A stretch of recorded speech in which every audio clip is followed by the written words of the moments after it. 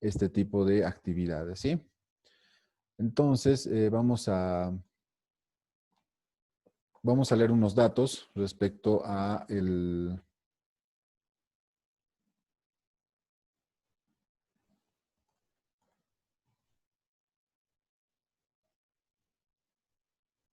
eh, me dicen que se corta medio todo el rato. ¿Me escuchan bien? ¿O se sigue Yo escuchando? sí. En rato se escucha, Licen, y Sí, luego. dicen. Ya, ok. Ok, debe ser el tema del internet. Pero bien, a ver, vamos a dar una lectura a este ejemplo. Estamos hablando de un señor artesano que posee un capital de 29.800 y desea realizar el pago correspondiente al primer bimestre, ¿sí? En la gestión 2019. Entonces, en este caso es simple por el hecho de que simplemente debemos saber el capital o el rango de capital para determinar a la categoría que pertenece, ¿no? Si nos fijamos, 29.800 pertenecería a la categoría 5, que va de un capital de 29.501 a los 37.000, ¿no? Primero determinamos la fecha de declaración y pago. No se olviden que esto se debe pagar hasta el 10 de vencido el bimestre, ¿no? Y en este caso estamos hablando del primer bimestre, enero, febrero. Entonces nuestra declaración se debe realizar hasta el 10 de marzo. Ya conocemos la categoría, entonces asignamos la categoría número 5 por el capital, justamente por el rango de capital. Este contribuyente pertenece a esa categoría y pues vemos que el impuesto determinado a pagar es de bolivianos 200. Todo esto se debe declarar en la boleta de pago 4.500, ¿sí? Con los datos correspondientes. En cuanto al nombre, al NIT, y en el periodo siempre se debe mencionar el mes del bimestre. En este caso, el bimestre finaliza en el mes de febrero. Entonces mencionamos ese mes y su año. Fíjense en la parte que estoy marcando en estos momentos con el puntero. Debemos nosotros declarar la categoría a la que pertenece este contribuyente. ¿Sí? En este caso sabemos que pertenece a la categoría 5, por lo tanto directamente se declara en la casilla 909, ¿sí? El importe de la cuota bimestral según categoría, los bolivianos 200, ¿no? El tema de las casillas 925, 938 y 954 corresponden cuando existe un pago fuera de plazo y cuando se determine una multa por algún incumplimiento a un deber formal. Entonces, en este caso no corresponde, y casi podría afirmar de que muy pocas veces se da esta situación en este régimen, ¿sí? Por lo tanto, pasamos a la casilla 996.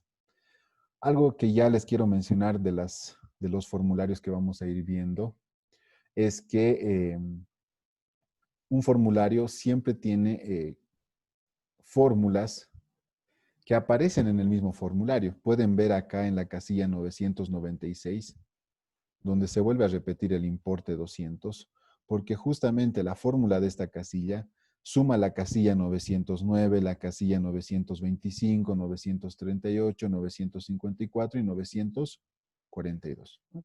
Parece básico, pero cuando vayamos viendo otros formularios, pues vamos a terminar de ver la importancia de estos datos que aparecen en el mismo formulario. ¿No? Y el pago en efectivo no es más que la copia de la casilla 996, ¿sí? Por los bolivianos 200. Yo voy a dejar algunos ejemplos, algunos casos en la plataforma para que ustedes lo vayan resolviendo. Obviamente todo esto va a corresponder ya al segundo parcial, que ya mañana es nuestra primera evaluación, ¿no? Entonces, simplemente para que conozcan, para que sepan cómo se realiza este tipo de declaraciones y sepan.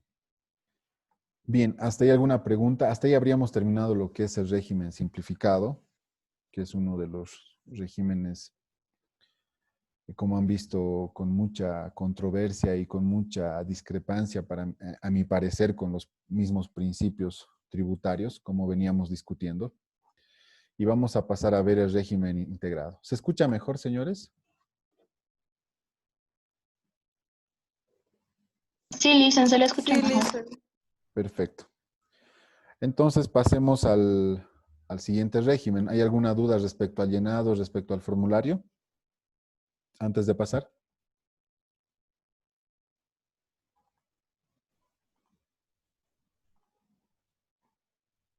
Bien, creo que es bastante sencillo, ¿no? ¿Qué opinan? Sí, todo claro, Listen.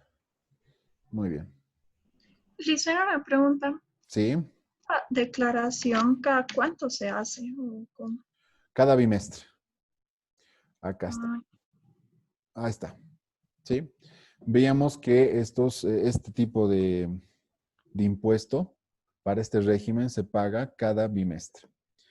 Y cada 10 del último mes del bimestre. Bueno, en este caso, si hablamos del bimestre enero-febrero, nos corresponde pagar hasta el 10 de marzo. Si hablamos del segundo bimestre, pagamos hasta el 10 de mayo, ¿no? Y así sucesivamente hasta el último bimestre, que sería el bimestre noviembre y diciembre, que se llega a pagar hasta el 10 de enero del siguiente año, ¿no? Esa es la característica, la condición en las que se realizan los pagos de este impuesto.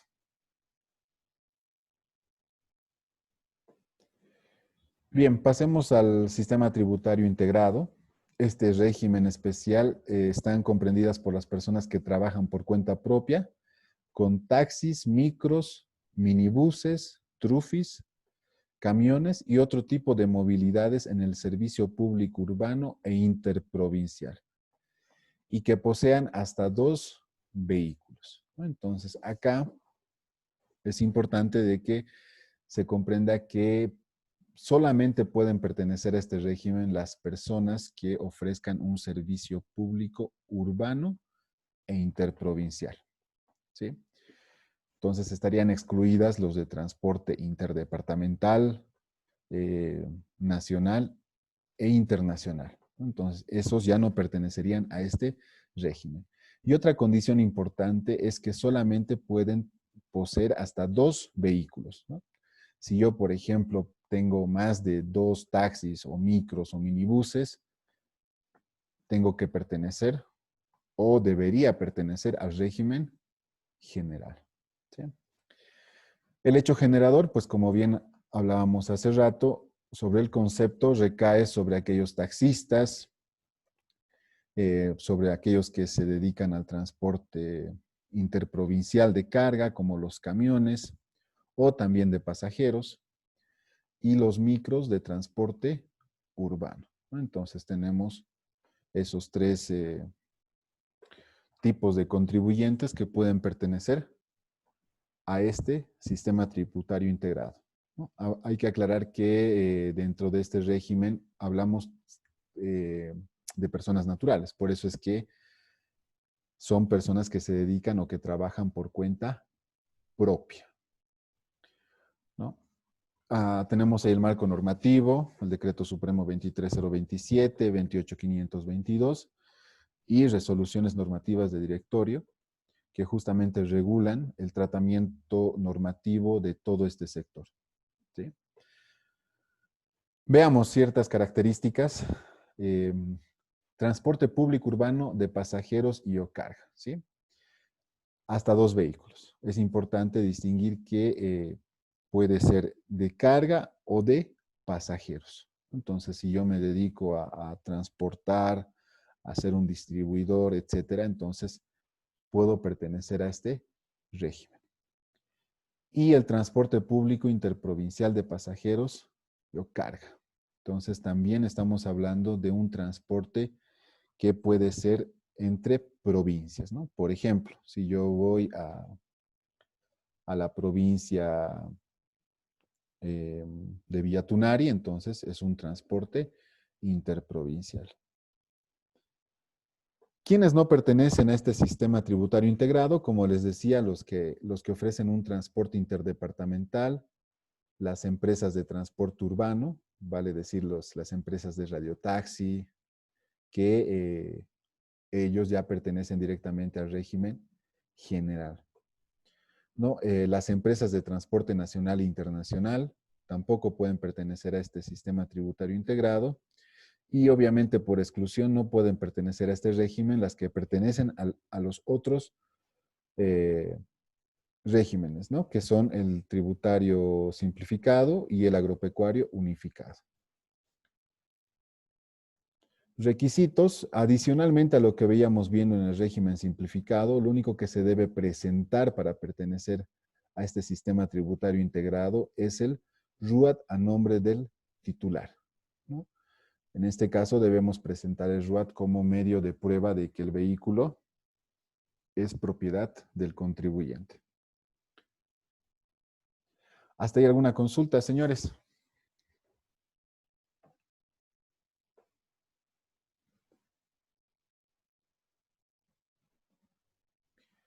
Bien. Pasemos entonces a lo que son las categorías y pagos. Acá ya hay establecida categorías, al igual que el, que el régimen simplificado, pero acá se toma en cuenta el tipo de vehículo y dónde se realiza la actividad, ¿no? En qué lugar. Entonces, en base a estos dos parámetros, se categoriza a los contribuyentes. Por ejemplo, si se realiza un servicio dentro del eje troncal, La Paz, Cochabamba y Santa Cruz, se categoriza por el tipo de vehículos. Los taxis, vagonetas y minibuses están dentro de la categoría 1, al igual que el transporte urbano de carga y material de construcción. Los micros y buses urbanos y el transporte interprovincial de pasajeros y carga pertenecen a la categoría 2. Aquellos contribuyentes que realicen sus servicios en otros departamentos, incluido el alto, excepto el eje troncal, en la primera categoría de taxis, vagonetas, minibuses, transporte urbano de carga y material de construcción, pertenecen a la categoría B, ¿no? Y los micros y buses urbanos y transporte interprovincial de pasajeros y cargas pertenecen a la categoría 1. Esa es la forma en la que este sistema categoriza a sus contribuyentes para el pago de sus obligaciones, ¿no? Entonces, no se olviden que esto va conforme a dónde realizas el servicio y qué tipo de vehículo utilizas para ese servicio, ¿no? Y en base a ello, se realiza el pago tomando en cuenta un ingreso presunto por cada categoría, ¿no? Acá, pues, para la categoría B, que es la de menor categoría, se toma un ingreso presunto de 1,000 bolivianos. Y el impuesto a pagar, para este caso, se aplica una alícuota del 10%, ¿no? Sobre el ingreso presunto. Ojo, el ingreso presunto ya se encuentra determinado en la categorización, ¿no? En esta categorización que habíamos visto, justamente es donde se determina el ingreso presunto por categoría, ¿no? Y sobre ese ingreso presunto nosotros calculamos el 10% para el pago de las obligaciones. Entonces, como les venía diciendo, en la categoría B tenemos un ingreso presunto de 1,000 bolivianos, en la categoría 1 se utiliza un ingreso presunto de 1,500 bolivianos y en la categoría 2 se utiliza un ingreso presunto de 2,750 bolivianos. Valores ya determinados de acuerdo al cuadro de categorías. Ahora, ¿qué es lo interesante y bueno, lo que personalmente a mí no me parece justo? Es que estos pagos se realizan de forma trimestral, ¿sí? Entonces, yo presumo como chofer que mi ingreso presunto perteneciendo a la categoría B es de 1,000 bolivianos, ¿sí? Como que muy fuera de la realidad. ¿Qué opinan ustedes? Si dividimos eso entre 3, estamos hablando de 333 bolivianos de forma mensual. ¿Será que eso generan de ingresos los transportistas?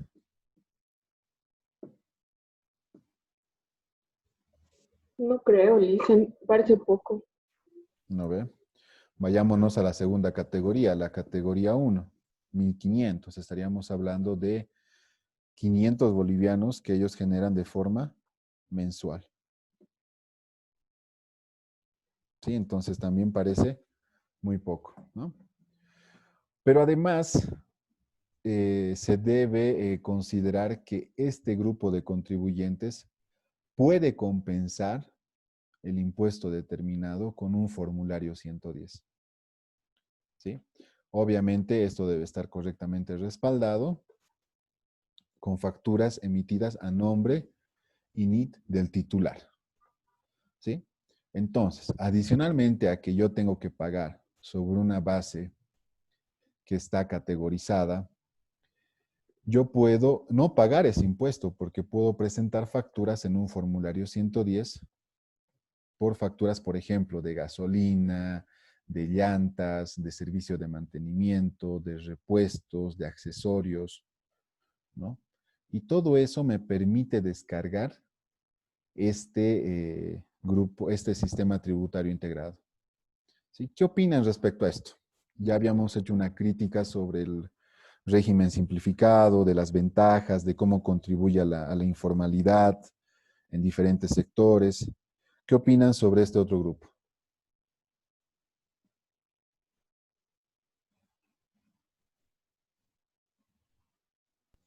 Creo que no es muy frecuente, ¿no? Que tengan facturas por, no sé, repuestos o cosas así, porque no creo que hagan cambio de repuestos todos los meses.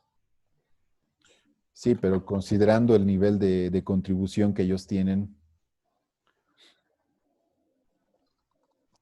Que también es absurdo porque igual nada más que a veces pueden ganar más que un gerente de una microempresa. Exacto, ¿no? Entonces, nosotros podemos percibir, bueno, cuando todavía el transporte urbano era regular, no como en el contexto en el que estamos viviendo ahora, pero podíamos ver que un transportista, un chofer, ¿sí? Podía generar ingresos bastante interesantes, ¿no? De hecho, yo conozco a personas que se dedican a esto y que hacen trabajar sus vehículos. Y por ejemplo, ellos perciben unas rentas, ellos lo llaman así, una especie de renta diaria de entre 80 y 100 bolivianos, ¿no? O sea, el chofer les tiene que entregar esa renta diaria, de entre 80 a 100 bolivianos, y lo que adicionalmente genere el chofer es para el chofer. ¿Sí? Entonces, si hacemos números eh, con esa renta mínima, ¿sí? Multiplíquenlo por 30 y multiplíquenlo por, bueno, supongamos que solo trabaja de lunes a sábado, multiplíquenlo por 25 y multiplíquenlo por 3, ¿sí? Con una renta mínima. ¿Cuánto estaría generando un chofer con un solo vehículo? Alrededor de 7.000. Ahí está. Y estamos hablando con un solo vehículo. Multiplíquenlo por 2, porque ese es el límite establecido, entre comillas, porque obviamente hay personas que, como les decía, ¿no? Pueden registrar su vehículo o su tercer vehículo a nombre de su hija, a nombre de su esposa, a nombre de su hermana, a nombre de su tía, etcétera, ¿no? Y así puedan seguir teniendo la cantidad de vehículos que ellos quieran tener. ¿Sí? Entonces, desde ese punto de vista, pues es un sector, otro sector, que lamentablemente no contribuye en base a su realidad económica, ¿no? Haciendo un cálculo simple con una renta mínima, nosotros estamos estableciendo que sus ingresos son mayores a los establecidos en esta tabla de categorías. ¿Qué opinan los demás?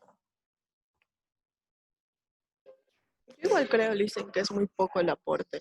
Como usted dijo, si bien se dan las formas de al final tener más de lo que deberían haber, en este caso automóviles, y es bastante poco el aporte que hacen, y si bien se dan cuenta es como que hay ya bastante transporte urbano, ¿no? Exacto, no es por eso que muchas personas se dedican a esta actividad, porque si hay tanto transporte es porque también es rentable. Ni qué decir en la ciudad de La Paz. Si alguna vez han pasado por La Ceja, ustedes han visto la congestión que existe en ese lugar, ¿no? Y es justamente porque pues es una actividad interesante y rentable, ¿no? Y además también la podríamos decir un poco informal, ¿no? Porque podemos ver de que muchas personas aprovechan el poco control que existe, pues, y a raíz de eso generan este tipo de situaciones donde pueden tener más de 2, 3, 5 vehículos, ¿no? De hecho, los propios dirigentes son los que tienen arriba de 10 vehículos, ¿no? Entonces, es algo que lamentablemente se da en nuestro país. Y algo que Sí. me sorprende un poco es que se puede descontar en cualquier factura, del rubro, ¿no? Sí, sí, sí, sí. Esa también es otra ventaja que ellos tienen. Y pues se asume que esta compensación en el formulario 110, pues es por los gastos que ellos realizan y que son válidos para que puedan compensar este impuesto, ¿no? De hecho, en el ejemplo vamos a ver, al llenar este formulario 702, que inclusive les permiten arrastrar los saldos, ¿no? O sea, que si un mes yo presento una mayor cantidad de facturas, pues me sirve para poderme seguir compensando los siguientes meses, ¿sí? Bien, plazos y vencimientos, como bien veíamos, se paga en forma trimestral, se toma el ingreso presunto de acuerdo a la categoría a la que pertenece cada contribuyente, y a esto se le aplica un impuesto del 10%, ¿no? Los vencimientos, en este caso, corresponden hasta cada 22, ¿no? Del vencido el trimestre. Entonces, por ejemplo, si el trimestre vence en marzo, que sería el primero, se debe cancelar, se debe declarar y pagar ese impuesto hasta el 22 de abril. Digo hasta porque lo puedes hacer del día 1 hasta el día 22, ¿no? Si corresponde al segundo trimestre, vencido a junio, pues corresponde pagar hasta el 22 de julio y así sucesivamente. ¿Qué está prohibido? ¿Qué prohibiciones tiene este tipo de contribuyentes? Ellos no emiten factura, ¿sí? Ni nota fiscal o documento equivalente.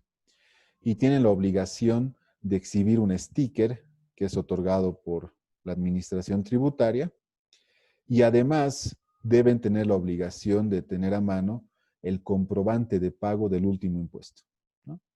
Si, por ejemplo, esta persona está transitando en el mes de agosto, debería presentar su impuesto pagado por el segundo trimestre, ¿no? El vencido a junio.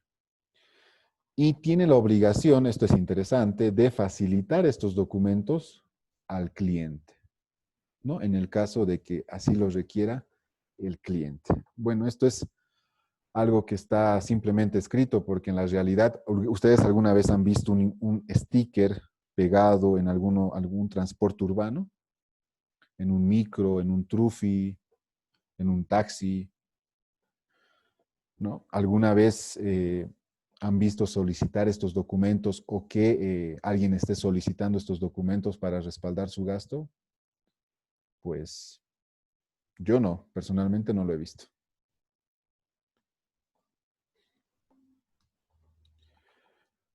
Y por último, pasemos a la parte de las sanciones que tienen que ver con este régimen, que son muy similares a las del régimen simplificado, ¿no? Tenemos lo que es la no inscripción al régimen correspondiente, que la multa llega a ser la clausura hasta que regularice esta situación. Inscripción en una categoría diferente a la que le corresponda, tiene una multa de 50 UFBs. No exhibir en un lugar visible el documento de exhibición del NIT con la leyenda no emite factura, 50 UFBs. No actualizar la información proporcionada en el registro de contribuyentes, 50 UFBs. No entregar documentación e información requerida por la administración tributaria, 200 UFBs. Y entregar parcialmente la información o documentación requerida por la administración tributaria, 100 UFBs. ¿Sí? Son las multas que se tienen dentro de este régimen de sanciones para este grupo de contribuyentes. Hasta ahí, señores. Consultas, dudas.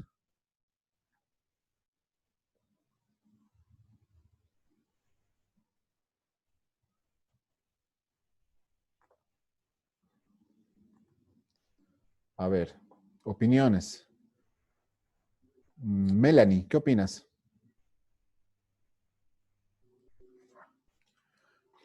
Le dicen todo bien hasta ahora.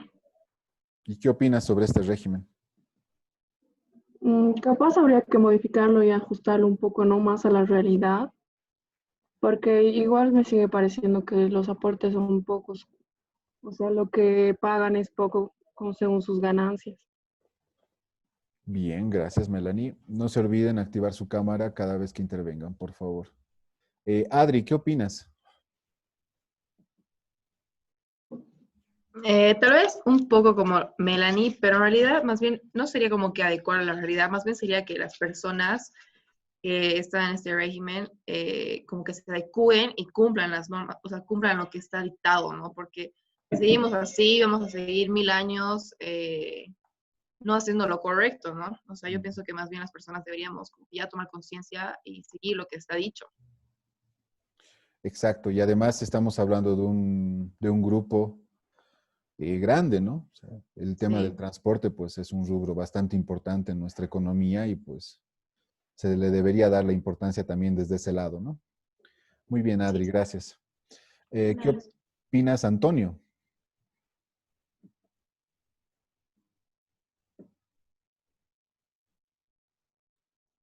Antonio.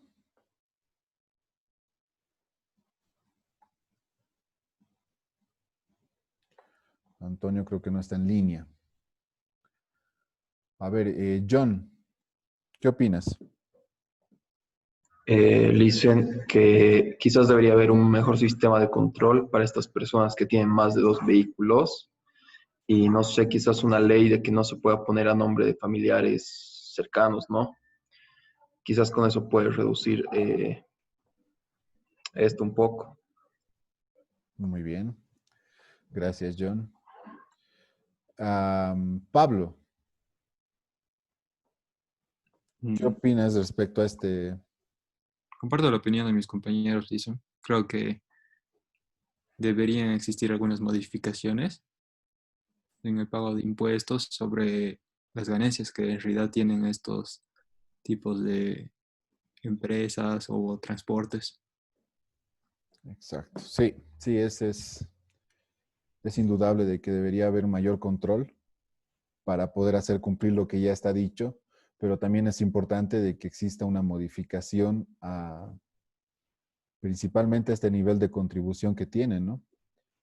Y que se asemeje a la realidad que genera, ¿no? Que generan en cuanto a sus ingresos. Bien, señores, muchas gracias por sus intervenciones. Pasemos a ver lo que es un ejemplo para el llenado del formulario, ¿sí? Dentro de lo que es el sistema tributario integrado, tenemos al señor Joselito Vargas, que es propietario de 2 micros para el servicio de transporte público en la ciudad de Santa Cruz. Desea pagar su impuesto correspondiente al primer trimestre de la gestión 2019. Adicionalmente, este señor presenta facturas para su formulario 110 por un valor total de bolivianos 800. ¿Sí? Entonces, de acuerdo a la categoría que le corresponde a este señor Joselito Vargas, él brinda su servicio en la ciudad de Santa Cruz de transporte público Por lo tanto, debemos entender a qué categoría pertenece, ¿no? Para ello vamos a visualizar la tablita de categoría, ¿sí? En el eje troncal, aquellos que otorguen sus servicios en micros y buses urbanos en la ciudad de Santa Cruz pertenecen a la categoría número 2, ¿no? Por lo tanto, si pertenece a la categoría número 2, la base presunta o el ingreso presunto para el cálculo de su impuesto va a ser de 2.750. Y el impuesto determinado no es más que el 10% de este ingreso presunto, ¿sí? Por lo tanto, el impuesto a pagar es de 275. Pero adicionalmente debemos hacer un cálculo sobre el formulario 110 presentado, ¿sí? Que es del 10% sobre el total de facturas. Acá no se aplica la alícuota del IVA, sino que por pertenecer o ser parte de este sistema tributario integrado, se aplica una alícuota sobre las facturas de un 10%. ¿Sí? Entonces, si presenta facturas por un valor de 800 bolivianos, pues se debe descargar el 10% de este total, vale decir 80 bolivianos. Restamos a los 275 determinados preliminarmente estos 80 y tenemos como un impuesto determinado a pagar de 195. ¿Sí? Todo eso lo tenemos en el formulario 702, establecido para este tipo de contribuyentes. Tenemos los datos de cabecera, el número de NIT, y pues en el periodo, como corresponde al primer trimestre, debemos hacer mención siempre al último mes del trimestre, ¿no? En este caso, marzo del 2019.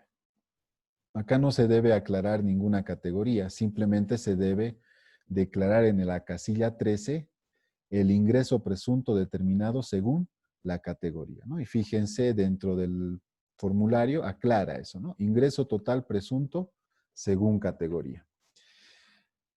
El código 909 lo que hace únicamente es aplicar el 10% sobre ese ingreso presunto, ¿no? Y fíjense, es bueno hacer la lectura de los formularios para entender lo que calcula el formulario dentro de todo este procedimiento. Entonces tenemos el 10% sobre la casilla 13. Ya dentro de la segunda parte del formulario tenemos lo que es la liquidación de impuesto. Para ello, debemos declarar el crédito fiscal contenido en facturas del formulario 110, donde se aplica el 10%. ¿Sí? Por lo tanto, declaramos los 80 bolivianos. Y si hubiese algún saldo a favor del contribuyente correspondiente al periodo anterior, como en este caso no existe, pues se declara en 0. ¿Sí? Si la suma de la casilla 781 más la casilla 635 fuesen mayor al impuesto determinado en la casilla 909, en la casilla 592 se generaría un saldo a favor del contribuyente para el siguiente periodo. Obviamente no es el caso, pero se los aclaro porque puede suceder, ¿no? Y de hecho, en los ejemplos que voy a colgar en la plataforma, pues van a tener unos ejemplos con esos casos. ¿Sí? En la casilla 1001 se determina nuevamente el saldo a favor del fisco, haciendo una relación entre la casilla 909 menos la casilla 781 y menos la casilla 635, siempre y cuando este resultado sea mayor a 0. En la casilla 622 se declara pagos a cuentas realizados en declaraciones juradas y o en boletas de pago, ¿sí? Esto corresponde a pagos anteriores realizados en demasía. ¿Qué quiere decir? Que es en caso de que yo haya pagado por demás un impuesto, puedo rescatar ese pago a través de la declaración en la casilla 622, ¿no? Y bueno, si este saldo es bastante alto y no se termina de compensar en un periodo, lo puedo arrastrar en la casilla 640, periodo tras periodo. Por último, en la casilla, ya en la parte final, tenemos la casilla 747, donde nuevamente fíjense que ya te indica el cálculo que realiza el formulario, ¿no? En la casilla 747 existe una relación entre la casilla 622, los pagos a cuenta realizados en declaraciones juradas anteriores, más la casilla 640, los que provienen de otros periodos a compensar, menos la casilla 1001. Esto siempre y cuando sea mayor a 0. Y determinamos el saldo definitivo a favor del fisco, nuevamente relacionando de forma similar, siempre y cuando la casilla 1001 sea mayor a los pagos a cuenta. Tenemos la casilla 677 para la imputación de crédito en valores, sujetos a verificación y conformación por parte del SIN. Esto tiene que ver con certificados de devolución impositiva que en este caso no corresponde. Sí lo vamos a ver más que todo esto en la parte del IVA, pero acá no. Y por último tenemos el impuesto a pagar en la casilla 576, ¿sí? Que llega a ser los 195 bolivianos. Entonces, este es en detalle el formulario para su conocimiento sobre este grupo de contribuyentes que pertenecen al sistema tributario integrado. Bien, señores, habríamos concluido con el sistema tributario integrado. No sé si hay alguna duda, alguna consulta.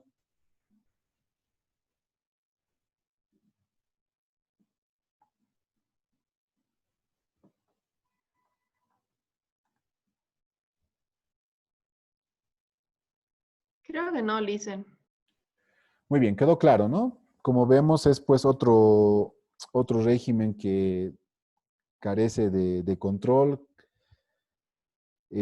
También pues vemos que hay una falta de aplicación de los principios tributarios, principalmente el de capacidad económica, el de proporcionalidad, ¿no? El de igualdad, etcétera. Entonces, vemos nuevamente que dentro de este régimen especial hay muchas ventajas y hay mucho incentivo a la informalidad, ¿no? También por lado de este rubro. Bien, señores, nos tomaremos 10 minutos para continuar con el último régimen que pertenece a este grupo, que es el régimen agropecuario unificado. ¿Sí? ¿Les parece? Sí, sí, gracias. Muy bien, nos vemos en 10 minutitos.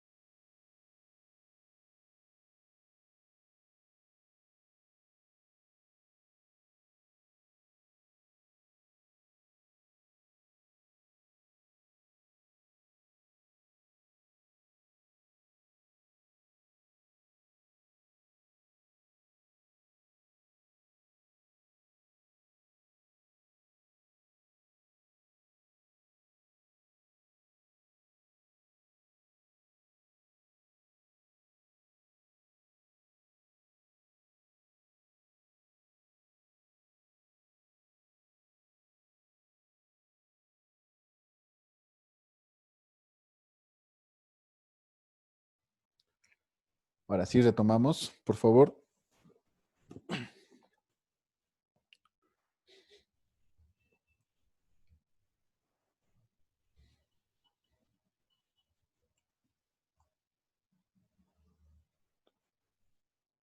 ¿Me escuchan todos? Sí, se te escucha. Sí, Lisa. Muy bien, muy bien. Retomemos entonces, ¿sí? Vamos a pasar a ver el último grupo de contribuyentes de este régimen especial, los que pertenecen al régimen agropecuario unificado. Es un régimen creado para la liquidación y pago anual simplificado del impuesto al valor agregado, impuesto a las transacciones, el RCIVA y el impuesto sobre las utilidades de las empresas, por aquellos que desarrollan actividades agrícolas o pecuarias. Sí, entonces nuevamente estamos hablando acá de un pago único que realizan, en este caso de forma anual, quienes pertenecen a este régimen. ¿Sí? El hecho generador se da para aquellas personas que se dedican a actividades agrícolas, como pueden ver en las imágenes, los que trabajan con la tierra, podríamos resumir de esa forma, y actividades pecuarias, quienes trabajan con animales. Bien, dentro del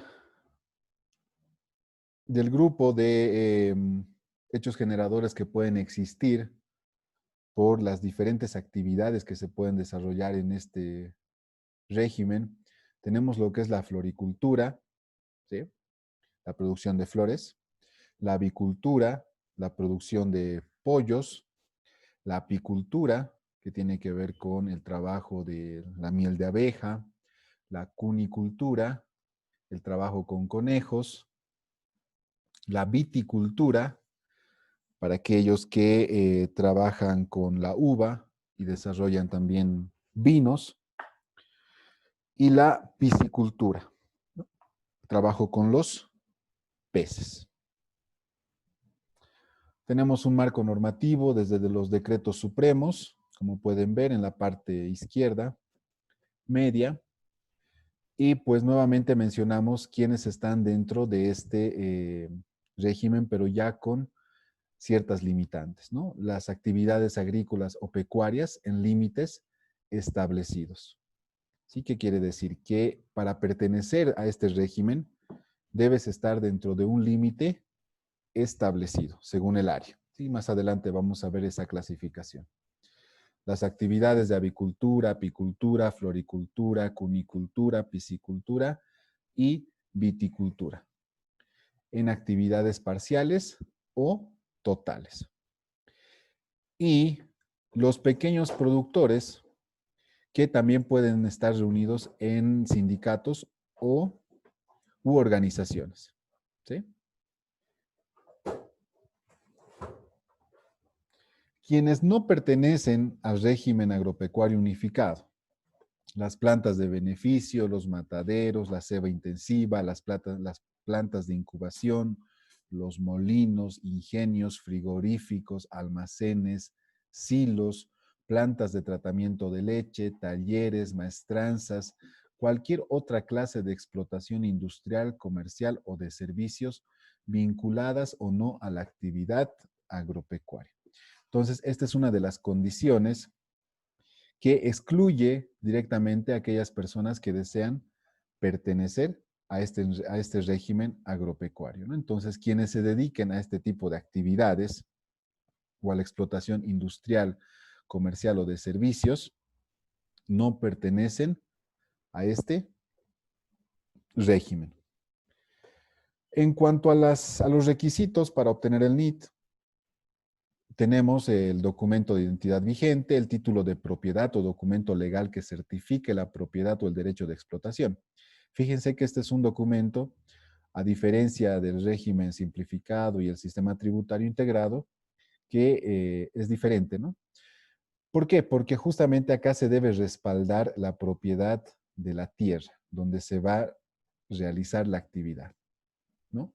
Entonces, este título debe estar certificado, obviamente por la instancia que corresponde, en este caso, derechos reales. Factura o aviso de cobranza de consumo, esto ya sabemos que no debe exceder a 60 días de antigüedad, y el croquis del domicilio fiscal y el domicilio habitual. Como les decía, también dentro de este régimen pueden pertenecer las cooperativas, ¿sí? Para ello, los requisitos que estos deben presentar a la administración tributaria deben ser el acta de asamblea general, debidamente protocolizada y con reconocimiento de firmas, el título de propiedad o documento legal que certifique la propiedad o su derecho a la explotación, el documento de identidad vigente del representante legal, el poder notariado de este representante legal y, bueno, la factura de luz con una antigüedad no mayor a 60 días del domicilio fiscal y del domicilio del representante legal. Lo mismo se debe presentar en cuanto al croquis, ¿no? Tanto del domicilio del lugar donde se va a desarrollar las actividades y un croquis del representante legal. Bien, las organizaciones que se denominan como pequeños productores deben presentar la personería jurídica emitida por el presidente del Estado Plurinacional de Bolivia para las organizaciones de pequeños productores, que estén conformadas por pueblos indígenas y originarios, comunidades indígenas y campesinas, y sus organizaciones nacionales, departamentales o regionales. Personería jurídica otorgada por el Gobierno Autónomo Departamental para todas las demás organizaciones de pequeños productores. Son dos requisitos indispensables para poder catalogarse dentro de este grupo, ¿no? Pequeños productores. Se debe presentar el representante legal con su documento de identidad, con su poder notariado y sus facturas y croquis. Bien, señores. Entonces, hay unas categorías que se establecen, bueno, que estas ya están establecidas y que el pago de estas se actualiza cada año, ¿sí? En base a una resolución normativa de directorio emitida por la administración tributaria, ¿no? En este sentido, pues, se realiza una categoría por zonas, como pueden ver en pantalla, en la zona altiplano y puna, ¿sí? Y se establecen los límites en hectáreas. Quienes pertenezcan a este régimen deben tener un límite de hectáreas, que por ejemplo, si hablamos de la ribera al lago Titicaca, debe oscilar entre 10 como mínimo hasta 160 hectáreas como máximo, ¿no? Entonces, si están dentro de este parámetro, pueden pertenecer a este régimen, ¿sí? Y como pueden ver, existen diferentes clasificaciones, tanto en la zona subzona norte, subzona central, subzona sur, ¿sí? Tenemos también la zona de los valles, que ya tiene que ver con todo el valle, ¿no? Cochabamba, Chuquisaca y Tarija, ¿sí? Y lo mismo, ¿no? Tenemos límites en hectáreas. ¿Me siguen, no? Con esto, señores, ¿alguna duda hasta acá? ¿Qué pasa si es menos del mínimo? Dicen. Ahí justamente hay un tratamiento específico, ¿no? Y es el certificado, se denomina como certificado de no imponibilidad. ¿Qué quiere decir esto? Que si yo no estoy dentro de los límites, pues estoy por debajo del límite mínimo, yo simplemente lo que tengo que tramitar es un certificado que me atribuye o que me certifica de que yo no debo pagar o no debo pertenecer a este régimen. Por lo tanto, no pago impuesto, ¿sí? Entonces, si yo realizo una actividad bajo los parámetros establecidos, bajo los mínimos parámetros establecidos, lo único que tengo que tramitar ante la administración tributaria es un certificado de imponibilidad. Enseguida vamos a ver ese punto, ¿sí? Pero fíjense el tema de las hectáreas, ¿no? Como pueden ver, son hectáreas hasta 160. O sea, imagínense en cuanto al espacio físico que se puede ocupar para realizar estas actividades, ¿no? E inclusive son más, en el caso de sin influencia del lago Popó en la zona subcentral, estamos hablando en este caso en Oruro Potosí, ¿sí? Se puede trabajar hasta en 500 hectáreas, o sea, imagínense el espacio físico que representa ello, ¿no? Tenemos también la subzona sur, andina, altiplano y puna, que puede llegar hasta 700 hectáreas. Entonces, son límites, obviamente, que se establecen en base a las subzonas donde se desarrollan diferentes tipos de actividades agrícolas y pecuarias. Pero a ver, al margen de esta clasificación, porque tenemos también los valles, como pueden ver, y tenemos las zonas subtropical, tropical y subzonas pecuarias, ¿no? En la parte de los Yungas, Santa Cruz, Chaco, Beni, Pando y la provincia Iturralde del departamento de La Paz. Ahora, ¿cuál será el fin de este tipo de régimen? ¿Qué opinan en cuanto a su estructura?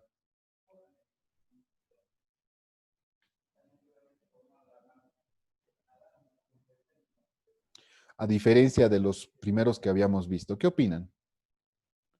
Adelante, señores.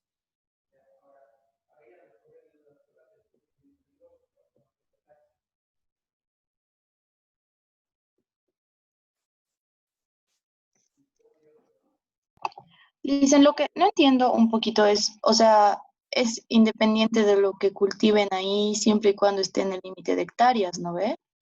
Siempre y cuando estén en el límite de hectáreas y además cumplan con esto, ¿no? O sea, ellos no pueden utilizar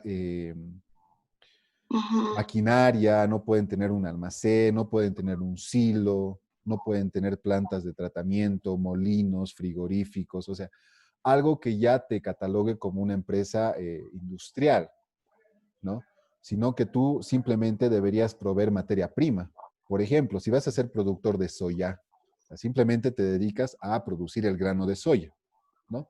Esa es tu actividad, ¿no? Pero si además vas a tener un molino, entonces ya, ahí pierdes este beneficio de pertenecer a este régimen, ¿no? Entonces, existe este tipo de limitaciones al régimen agropecuario, ¿no? Ahora, en cuanto a los límites, como les venía comentando, es importante tomar en cuenta las zonas, ¿no? Las zonas donde se desarrollan este tipo de actividades, ¿no? Y la pregunta también va en el sentido de que, ¿qué opinan sobre la forma en la que se debe pagar o se debe tributar en este régimen? Por ejemplo, si nos vamos por el lado de incentivar el producto nacional, el producto orgánico, ¿sí? Donde pues sabemos que en ese sentido nuestro país por lo menos todavía produce sus propios alimentos, produce sus alimentos, ¿no? En realidad, dentro de todas estas actividades. O sea, si hablamos desde ese sentido, ¿estarían de acuerdo con esta estructura? ¿O qué opinan? Yo creo que sí, Listen, porque de forma indirecta es como que incentivan a que no usen maquinaria, digamos, y que los alimentos sean lo más naturales posibles. ¿Verdad? Entonces, justamente es esa la, la, la mirada que podríamos tener dentro de todo este grupo, ¿no? Pero también existe otro extremo, ¿no? Si nos ponemos a analizar la producción de la hoja de coca, o sea, ahí ya podríamos nosotros debatir de otra forma, ¿no? Podríamos ver de que de que no existen muchos límites para ese sector o que de repente no hay un control establecido o que directamente pues es una actividad ilícita a, a voces, ¿no? O sea, todos sabemos que en el trópico se produce droga, o sea, para nadie es un secreto, cada vez se,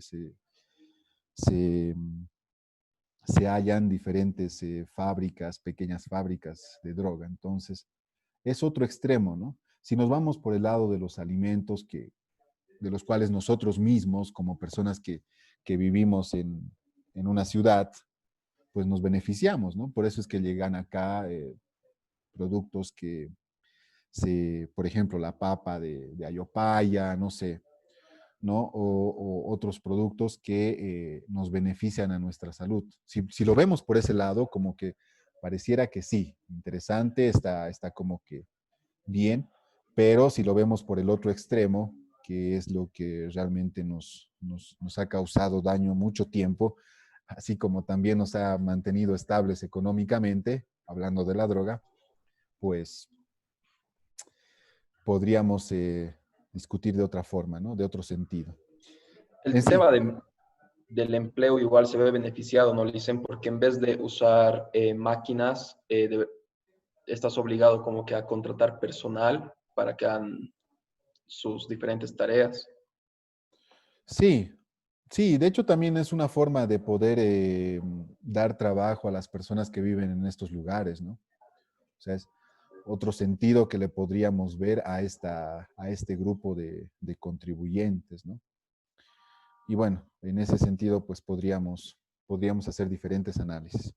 Pero en fin, esta es la estructura, estos son los límites, estas son las zonas ya clasificadas, ¿sí? ¿Por qué está vacío la parte de las últimas dos columnas que aparecen en la primera agrícola y en la segunda pecuaria? Porque justamente son valores que la administración tributaria actualiza año tras año, ¿sí? Entonces, enseguida vamos a ver la resolución. Fíjense acá, tenemos la última zona que son la zona de los valles, donde igual, ¿no? De acuerdo a, por ejemplo, subzona valles abiertos adyacentes a la ciudad de Cochabamba, ¿no? Riego, secano, vitícola. Tenemos esos límites de hectáreas. Subzona otros valles abiertos, subzona valles cerrados, subzona cabecera de valle, ¿no? Entonces, son lugares ya preestablecidos en donde se puede desarrollar las actividades agrícolas y pecuarias, ¿no? Obviamente con los límites ya conocidos anteriormente. Ahí está. Los valores de las cuotas fijas, en este caso, fíjense, ¿no? La alícuota llegaría a ser una cuota fija. Acá es el mejor ejemplo de que la alícuota no siempre son porcentajes, sino también son cuotas definidas por la administración tributaria. Estas cuotas definidas se actualizan hasta el 30 de septiembre de cada año. ¿Qué quiere decir? Que, por ejemplo, el 2019, en septiembre del 2019, se ha actualizado este valor de cuotas para la gestión 2018. ¿Por qué? Porque justamente el pago anual que se realiza vence hasta el 31 de octubre del año siguiente, ¿no? Entonces, en septiembre del año siguiente yo ya conozco cuánto debo pagar y realizo el pago en octubre, ¿no? Entonces, en ese sentido, los vencimientos de este grupo de contribuyentes para el pago de sus obligaciones es de forma anual.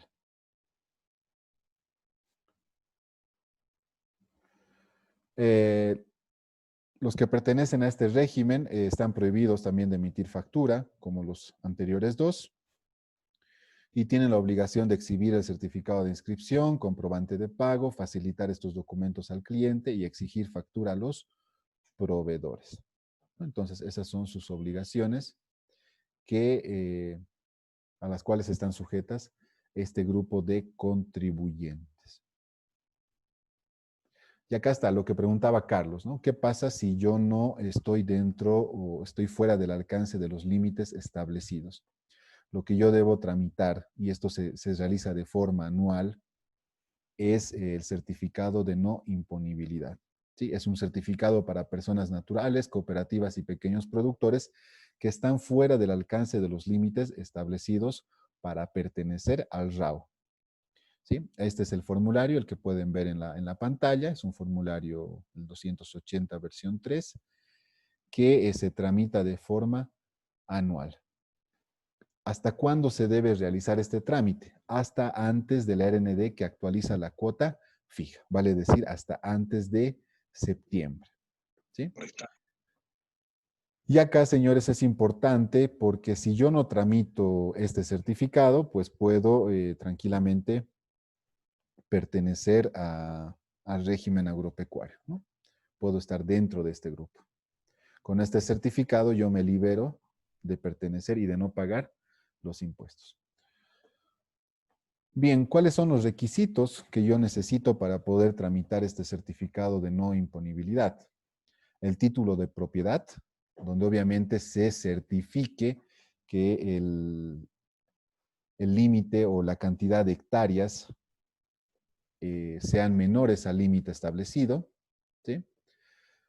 Documento legal que demuestre su derecho emitido por autoridad competente o certificado de posesión de la MA. En este caso es cuando se otorga un espacio para la producción, ¿sí? Documento de identidad vigente del pequeño propietario, original y fotocopia.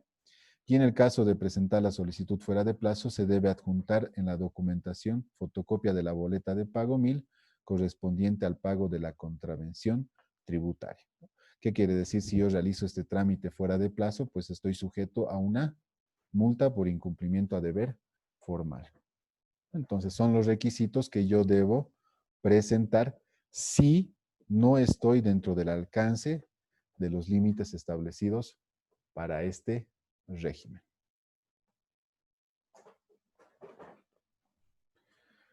Bien, señores, hasta acá. Consultas, dudas antes de pasar a la parte práctica, que ya es casi lo último.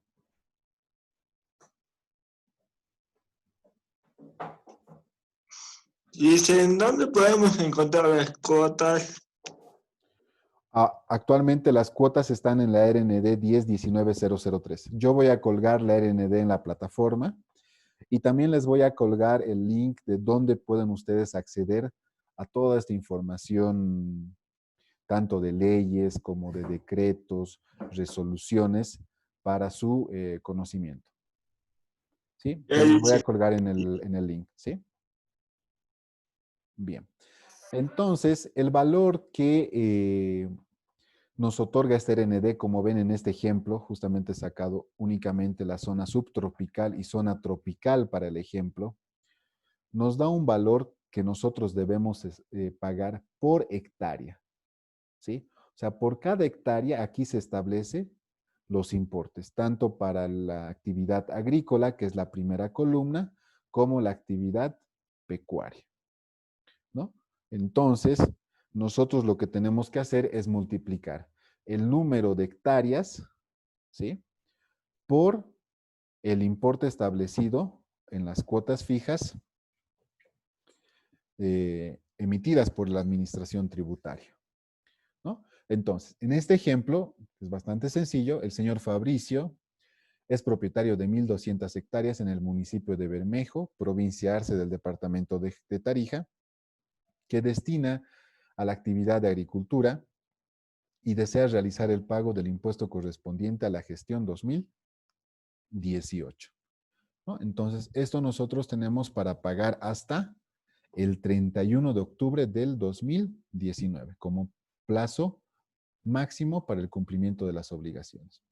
Y obviamente tiene una razón, como les comentaba hace rato, es porque la actualización de las cuotas fijas por cada hectárea recién son emitidas en el mes de septiembre, ¿no? Entonces, eso está en el RND 101913, como pueden ver en el recuadro. Y para el lugar que corresponde a municipio Bermejo, provincia Arce del departamento de Tarija, nosotros, esa provincia está dentro de la zona subtropical. Y dentro de esa zona subtropical, la provincia Arce y el municipio de Bermejo se encuentran en la subzona Chaco, ¿sí? Por lo tanto, si yo sé que esta persona se dedica a la actividad agrícola, multiplico las 1,200 hectáreas, ¿sí? Primero verifico que esté dentro del límite, ¿no? Fíjense, de 80 hasta 1,200, ¿no? Por lo tanto, está dentro del límite establecido, está al tope, ¿sí?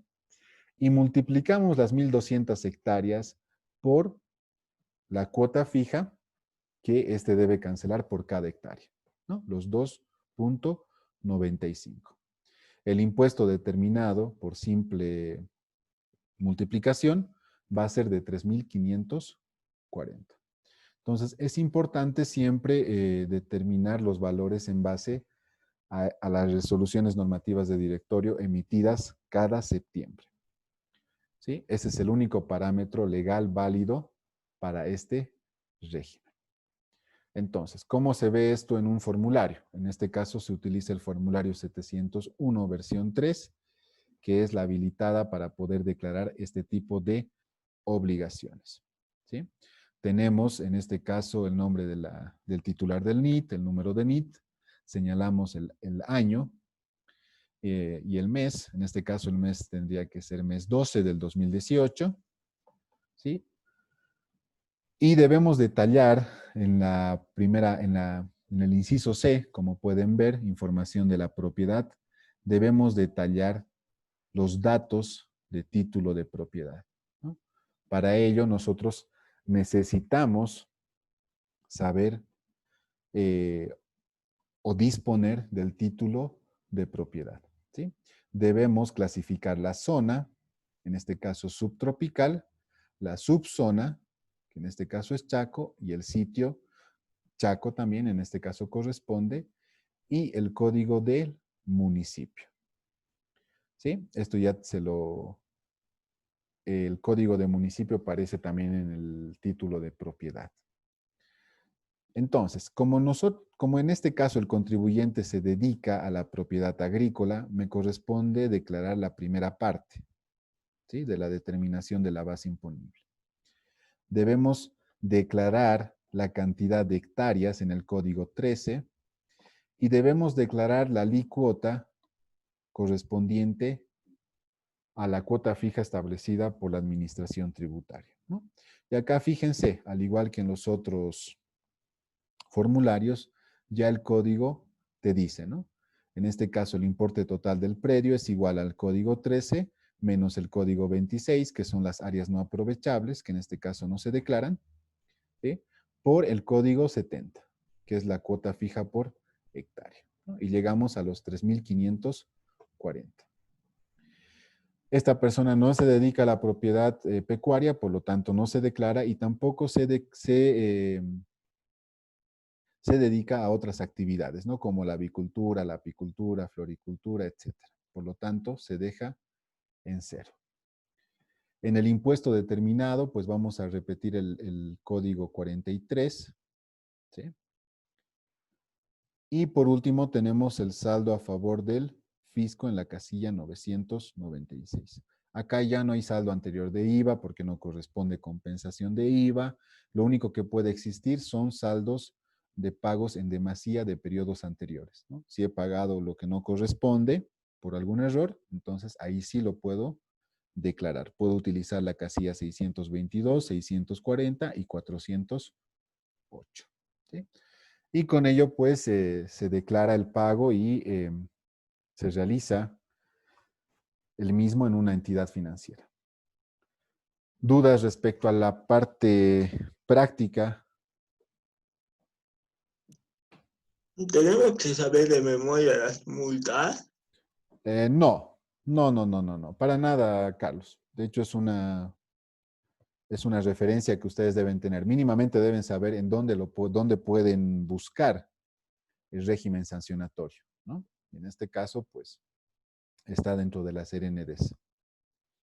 ¿Sí? Para eso justamente les voy a proporcionar la página donde ustedes van a poder acceder directamente a ese espacio, donde están disponibles todo el marco normativo, ya desde las leyes, los decretos supremos, las resoluciones normativas, las resoluciones ministeriales, etc. ¿Sí? No es necesario que sepan de memoria. Tampoco es necesario que sepan de memoria los cuadritos, ¿no? Estos cuadros donde ustedes saben a qué zona pertenece o a qué subzona, no. Esto es simplemente hacer un análisis de la información con la que cuentan y a partir de ahí, pues, establecer a dónde pertenece esa área, ya sea agrícola o pecuaria, para poder así declarar el impuesto, ¿no? Y lo propio pasa con las cuotas fijas. Como las cuotas fijas se actualizan año tras año, tampoco es imposible, de hecho, memorizarse tantos números porque se clasifican en base a todos estos valores que hemos ido viendo, ¿sí? Entonces, son varios, ¿no? Así que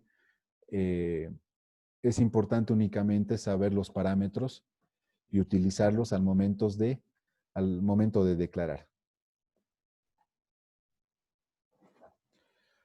¿Alguien más? ¿Alguna otra consulta, pregunta?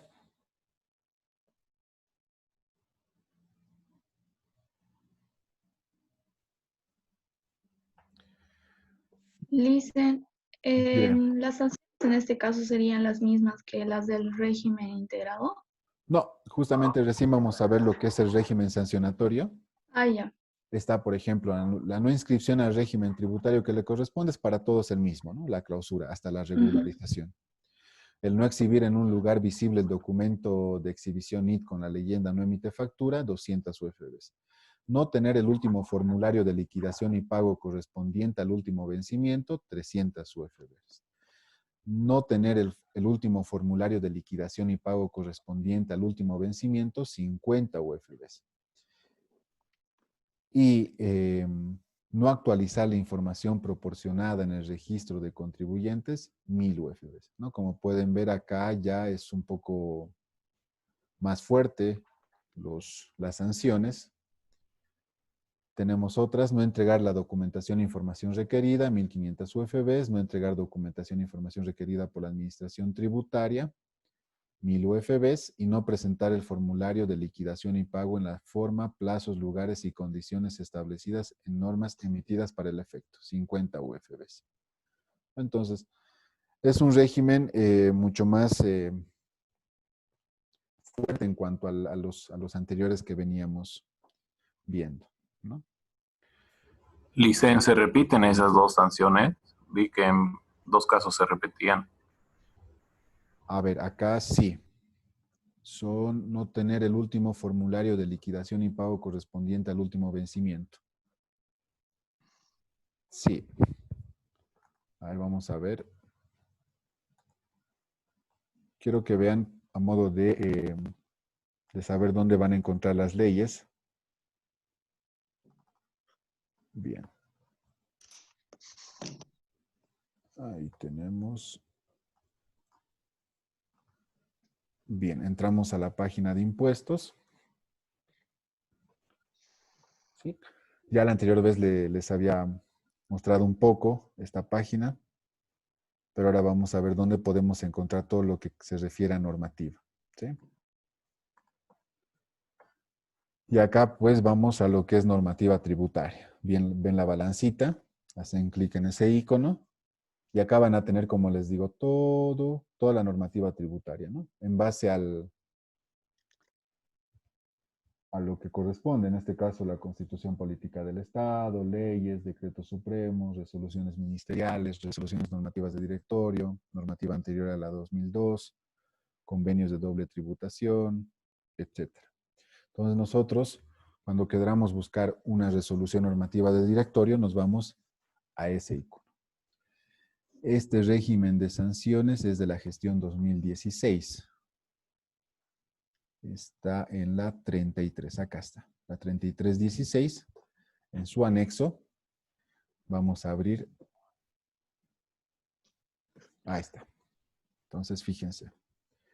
Tenemos desde el régimen general todas las sanciones, tanto para empresas, personas naturales, empresas unipersonales y sucesiones indivisas. Y vamos a ir a la parte final, que es donde están las multas para el régimen especial.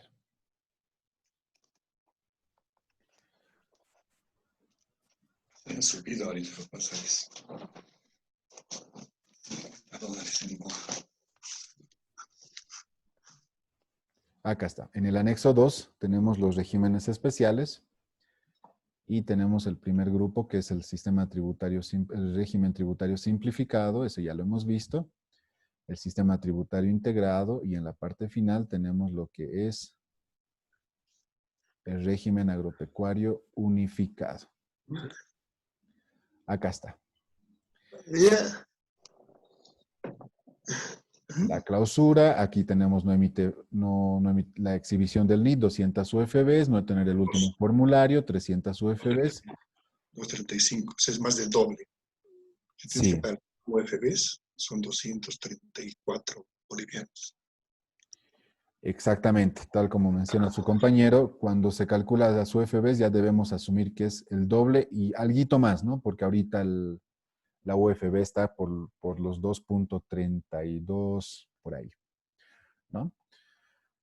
Eh, por ejemplo, obtener el certificado de no imponibilidad fuera de plazo, ¿no? Hace rato veíamos que si no cumplimos el plazo establecido, o sea, antes de septiembre, pasamos ese plazo, la persona que tramita este trámite debe cancelar 50 UFBs. No actualizar la información proporcionada en el registro de contribuyentes, ya sea el límite de hectáreas o el cambio de nombre del representante legal, eso también tiene una multa de 1000 UFBs. No entregar documentación e información requerida por la Administración Tributaria durante la ejecución de procedimientos de fiscalización son 1500 UFBs. Quizás con esa es la que se estaba repitiendo acá. No actualizar. Acá era no actualizar. En la primera corresponde al certificado de no imponibilidad. Acá, ¿sí? Y en cuanto al tercero, podemos ver, ahí está, no tener el último formulario de liquidación y pago correspondiente al último vencimiento. No se repiten, son diferentes. ¿Sí? Nada más que acá no está especificado que corresponde al certificado de no imponibilidad.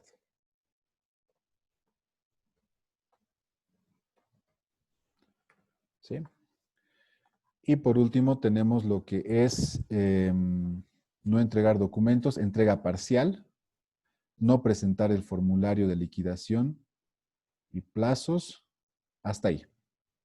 Hasta ahí son las multas que este régimen debe cancelar en el caso de incumplir alguna de ellas. ¿No? Acá estaría por demás esta.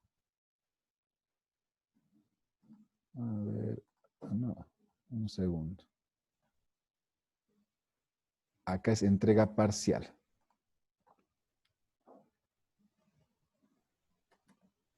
Ahora sí.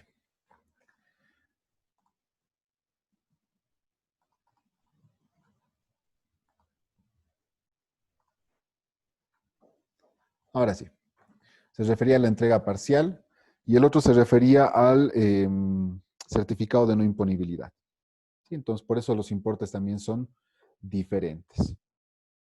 Entonces, fíjense que el régimen de sanciones para este grupo de contribuyentes es mucho más cuantioso en cuanto a los anteriores dos que veíamos, ¿no? Bien, señores, con eso habríamos concluido. No sé si hay alguna consulta respecto al régimen agropecuario unificado y al sistema tributario integrado.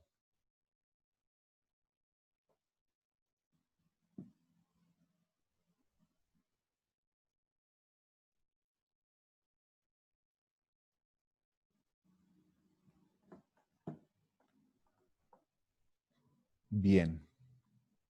Entonces, el día de mañana, señores, estamos con la evaluación.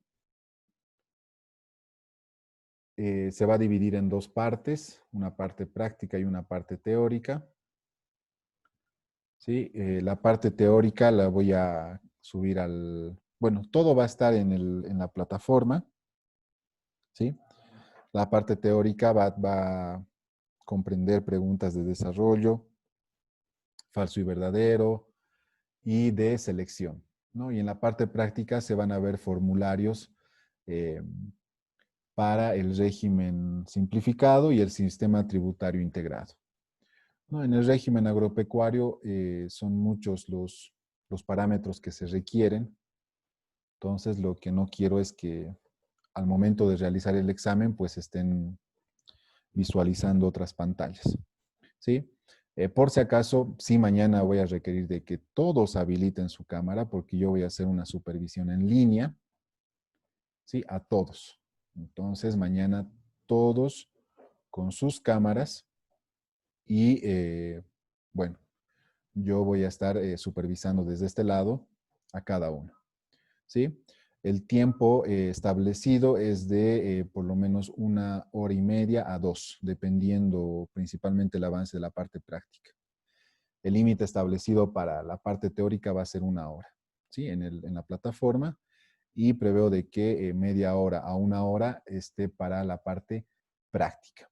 Voy a colgar hoy los formularios modelos para que ustedes lo puedan descargar y así realizar su llenado de formularios, ¿sí?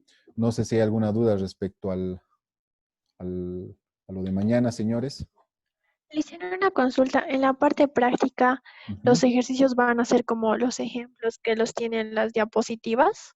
Muy similares. Y les estoy dejando ya otros ejemplos que en realidad son la tarea que les puede servir para practicar, ¿sí? No hay mucho que analizar en esto, ¿no? Es como han visto, en el caso del régimen simplificado, es únicamente verificar el capital para asignarle una categoría y a partir de esa categoría simplemente pagas el impuesto, ¿sí?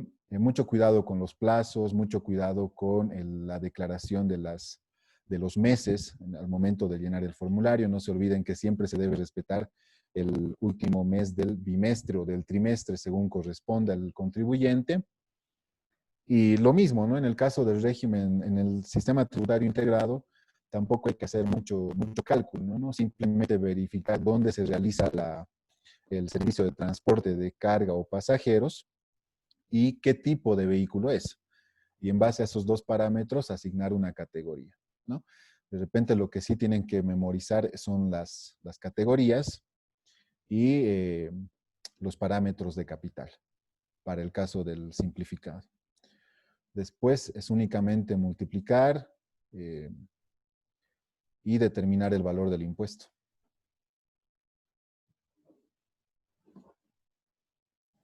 ¿Está bien? Está bien, dice. Gracias.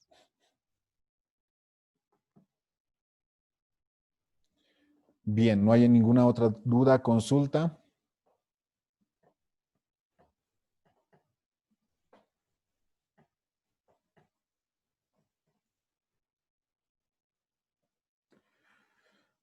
Bien, señores, si no habría más, podemos retirarnos. Hoy los voy a dejar temprano para que vayan viendo las actividades sobre estos temas y para que estudien para el día de mañana. ¿Está bien? Sí, Lisen, gracias. Muy bien. Gracias, Licen. Bien, señores. Gracias. Entonces, por favor, pongan presente en el chat para dejar evidencia de su asistencia. Y nos vemos el día de mañana a las 10. ¿Sí? Gracias, Lisa. Que les vaya bien. Hasta mañana. Gracias, Lisen. Hasta luego.